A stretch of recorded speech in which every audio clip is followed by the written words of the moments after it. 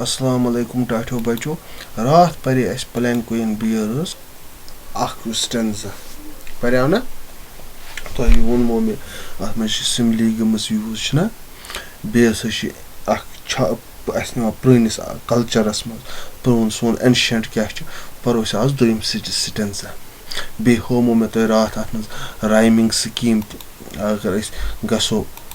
रात किस लेसनस में तह होमो मे रात आत मज राइमिंग स्कीम ति किस पट कड अस आत A B B C C rhyming scheme एवा छा अलोंग शरला सॉन्ग सहित राइम करा स्ट्रीम ड्रीम सिंग स्ट्रिंग और समझ कर ये हिशनो में तह रात आज परोस इंशाल्लाह रहमान एक ये दुयम stanza. Softly, oh softly, we bear her along. She hangs like a star in the dew of our song. She springs like a beam on the brow of the tide. She falls like a tear from the eyes of a bride. Lightly, oh lightly we glide and we sing. We bear her along like a pearl on a string. That's what I figure. Yes, when I am softly, we bear her along.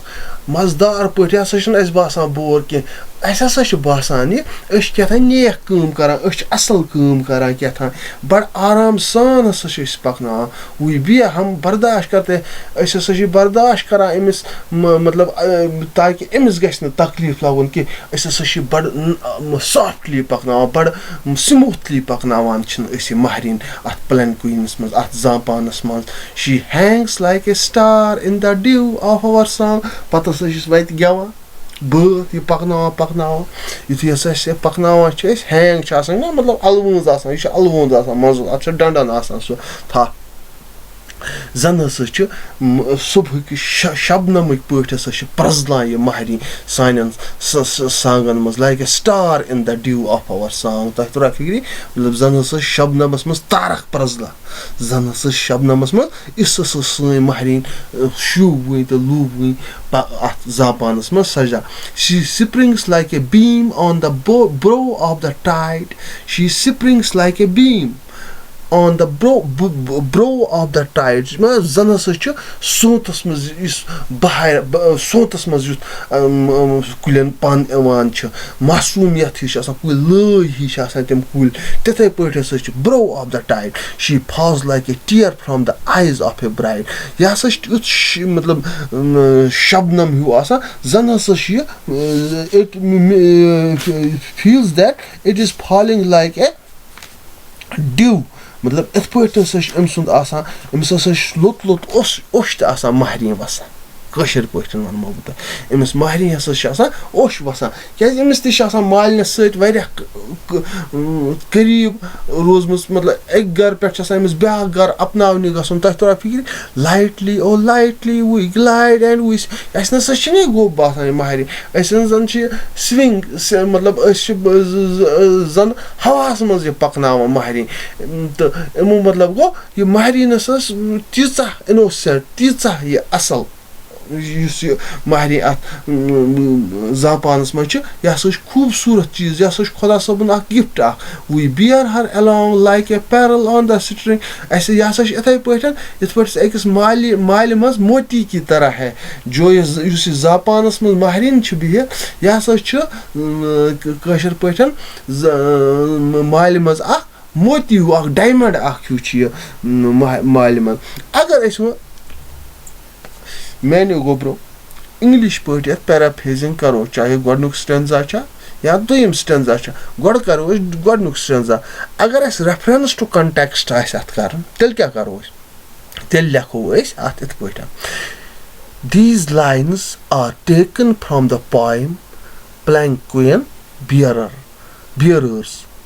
The poetess of this poem is Sarojini Naidu, and it is in our book, namely Tulip. In these lines, the poet says, go reference. Agar I should paraphrase this, then simply we have to write what we understand from those lines. What we get from these lines. Agar as godnikis stanzas یِم 6 stanza چھِ اگر اَسہِ آسہِ اَتھ پیرافریزِنگ کَرٕنۍ یہِ کَرو پَتہٕ گۄڈٕ کَرو أسۍ رایمِنگ سکیٖم دوٚیمِس سٹینزا چھا یہِ چھُ دوٚیِم سٹینزا چھا گۄڈٕنِکِس ہومو مےٚ تۄہہِ رایمِنگ سکیٖم کِتھ پٲٹھۍ چھِ کران وۄنۍ ہاومو دوٚیمِس سٹینزاہَس کِتھ پٲٹھۍ چھِ رایمِنگ سکیٖم کران گۄڈٕنِکِس سٹینزاہَس آسہِ A A B B C C آیہِ نا وۄنۍ رَٹون أسۍ دوٚیِم سٹینزا دوٚیِم سٹینزا تہِ روٚٹ اَسہِ ایلانگ کَتھ سۭتۍ چھِ رَلان بیٚیہِ سانگَس سۭتۍ کیازِ سافٹلی ییٚتٮ۪تھ چھِ لایٹلی او لایٹلی ییٚتٮ۪تھ چھِ سافٹلی سافٹلی چھا ایلانگ تہٕ بیٚیہِ سانگ ییٚتٮ۪تھ چھِ she sways like a flower she hangs like a star simile تۄہہِ ترٛاو فِکرِ اَمیُک مطلب گوٚو اگر أسۍ یَتھ تہِ لیکھو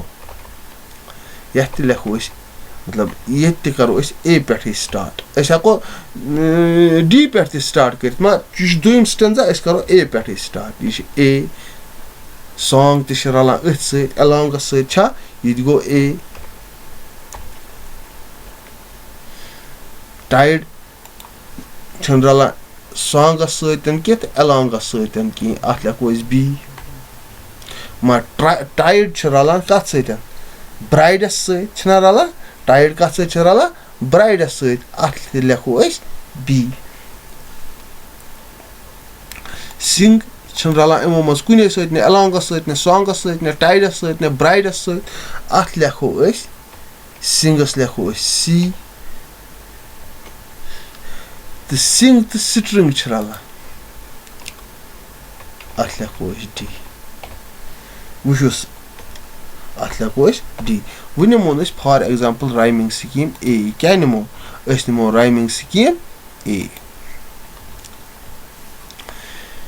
وٕچھو ایلانگ سانگ چھا سٹریٖم ڈرٛیٖم چھا سٹریٖم تہٕ ڈرٛیٖم ییٚتٮ۪تھ چھِ ٹایِڈ تہٕ برٛایڈ سِنٛگ تہٕ سٹرنٛگ اَمیُک مطلب یہِ چھِ رایمِنگ پویِم اگر دوٚیمِس سٹینزاہَس تہِ نِمو أسۍ رایمِنگ سکیٖم چھِ بَنان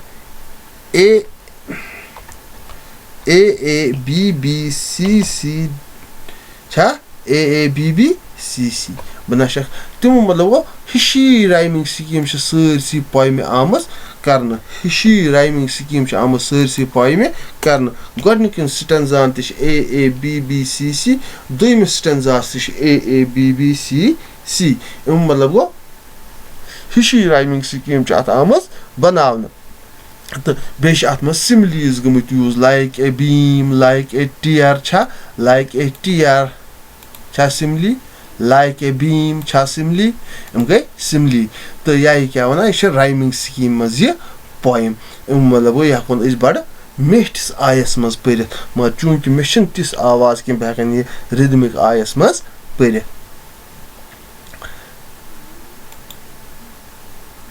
وۄنۍ آسہِ اَتھ کَرٕنۍ اَسہِ پیرافریزِنگ وۄنۍ چھِ اَسہِ گۄڈٕنِکِس کَرٕنۍ پیرافریزا تۄہہِ ترٛاو فِکرِ بوٗزتو تُہۍ گۄڈٕنِکٮ۪ن 6 لاینَن ہٕنٛز پیرافریزِنگ گۄڈٕنِکٮ۪ن 6 لاینَن ہٕنٛز پیرافریزِنگ کیٛاہ گژھِ گۄڈٕنِکٮ۪ن 6 لاینَن ہٕنٛز پیرافریزِنگ کیٛاہ گژھِ The Palanquin bears describe through their song the manner in which they are carrying the bride in the palanquin.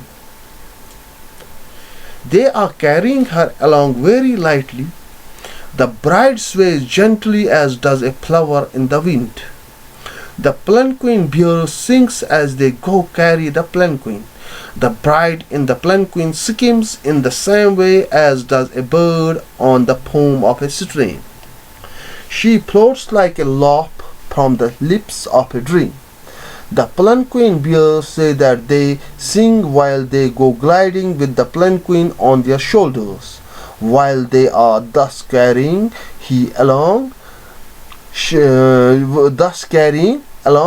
looks like a pearl on a string.